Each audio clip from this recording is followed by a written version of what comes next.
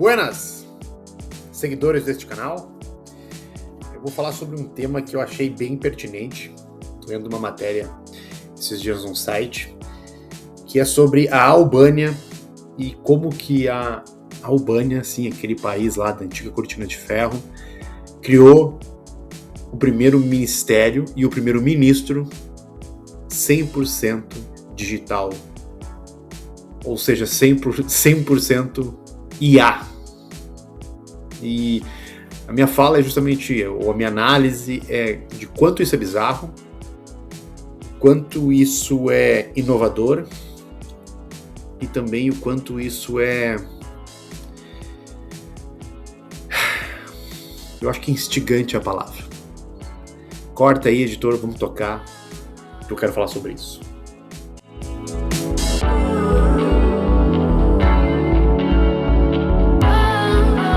Bom, isso aqui não é Black Mirror, né? É um seriado que é na Netflix maravilhoso, inclusive. Não é ficção científica, isso é real. A Albânia criou um ministro de Estado que ele não é humano. E ele está nomeado, ele tem poderes, ele atua. Ele é a inteligência artificial, 100%. Ele está lá. Teoricamente tem um gabinete, né? Ele tem um avatar. Ele participa das reuniões oficiais, ele acompanha o governo, acompanha as decisões do presidente, dos seus colegas ministros e, o mais incrível, dos deputados também. E isso não é meme, galera. Isso é política real e eu vou tentar aqui desdobrar como isso vai se... como eu enxergo isso nessa situação. Mas antes eu vou fazer um contexto rápido para vocês aqui. A Albânia é um pequeno país lá da região dos Balcãs, né? Fica no sudeste da Europa, ficou anos sob a égide da Cortina de Ferro, né, da União Soviética. Ela conseguiu romper ali junto quando caiu a União Soviética, lá nos anos 90, né? Aderiu rapidamente à União Europeia. Entretanto, ela sempre carregou um passado de corrupção estatal muito forte, endêmica. E aí, justamente, neste contexto, que o primeiro-ministro Edi Rama decidiu fazer um experimento que até aquele momento era inédito, agora não é mais, né? Ele decidiu enfrentar a corrupção usando o que havia de mais sofisticado. E não foi o aprimoramento dos órgãos de investigação. O governo foi lá e criou uma inteligência artificial chamada Diela. Vou botar ela aqui na tela. Ela começou como uma assistente digital do Estado, ou seja, como a gente tem hoje já no Brasil, sabe? Ajudava o cidadão a tirar o guia do IPTU, ajudar a fazer a transferência de carro, respondia pequenas dúvidas, reserva de vaga em escola. Essas coisas como tem aqui no Rio Grande do Sul o Guria, que é um assistente remoto. Acho que a própria Prefeitura de Porto Alegre, por exemplo, também tem no telefone 156 ou no site algum tipo de assistente digital. Que era isso. Entretanto, em 2025, o governo deu um passo além. Ele falou que a Diela não ia ser mais uma assistente, ela ia se tornar uma ministra de Estado para os assuntos de inteligência artificial, o que é bem bizarro, porque seria a IA cuidando da própria IA. Na prática, ela foi nomeada, de fato, portaria e tudo e tal, no status de ministério, e o foco que o governo colocou foi supervisionar as estações públicas, supervisionar as compras públicas. Justamente, conforme esse passado, esse histórico da Albânia, a área mais sensível à corrupção, né, a área mais delicada do governo. E aí vem um ponto interessante. A Diela, ela não é um software rodando no fundo do sistema, tipo alguma coisa na segunda camada, terceira camada. Ela aparece publicamente, ela discursa por um avatar digital criado, enfim, e segundo o que diz o próprio governo, ela participa inclusive dos processos decisórios do Estado. Ela tá lá. Ou seja, gente, tem um algoritmo e esse algoritmo passou a integrar formalmente o governo. E até aí tudo bem, né? A gente pode entender que é uma questão talvez até de mais de marketing do próprio governo, uma coisa mais eleitoral talvez, né? Reputacional mundial, etc.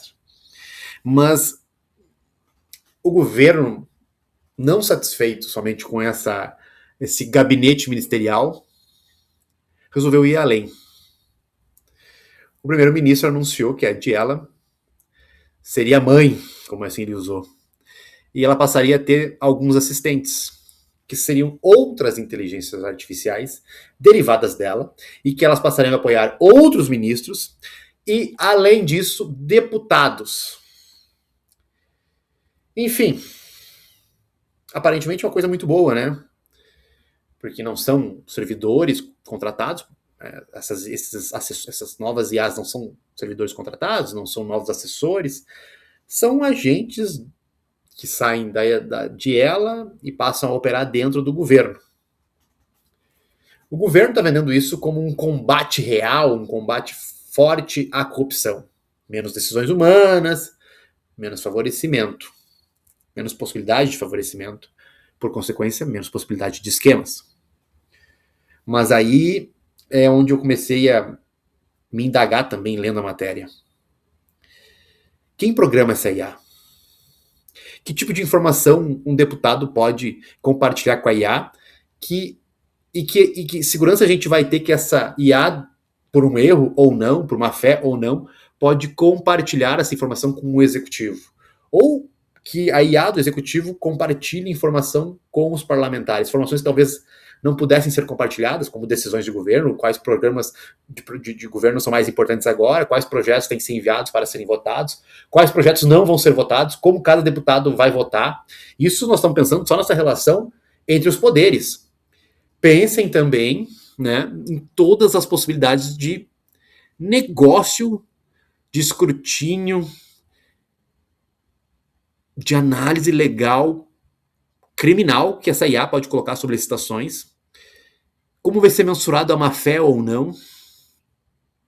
Porque aí vem uma questão central. Quem controla a IA? Quem vai atualizar? Ou ela mesma vai se atualizar? Como isso vai acontecer? A gente está tirando a decisão da mão das pessoas que são eleitas, que são colocadas num sistema que é técnico, que foi fundado, né?